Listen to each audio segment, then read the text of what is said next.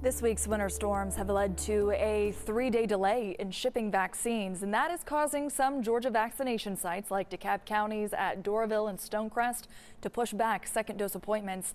If you have one scheduled in the next few days, you may want to double check with your provider. Now, an update from the state on vaccine shipments here in Georgia, some of which were delayed due to the weather. According to the health department, backlogged Pfizer and Moderna orders will be packed out and shipped by Sunday. Pfizer vaccines are expected to arrive on Monday and Moderna shipments by the end of next week.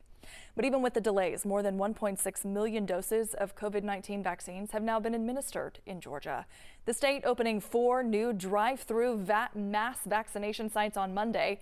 They will be open Monday through Friday. The plan is to administer doses to 1,100 people a day. Those sites will be in Fulton, Dougherty, Habersham, and Bibb counties. We have the addresses plus information on eligibility and appointments up on 11alive.com. State senators advancing a bill permanently expanding who can administer vaccines during public health emergencies and making some vaccine reporting mandatory. Senators voting 47-3 to approve Senate Bill 46, allowing emergency medical technicians and cardiac technicians to give vaccines. The bill now goes to the House for more debate.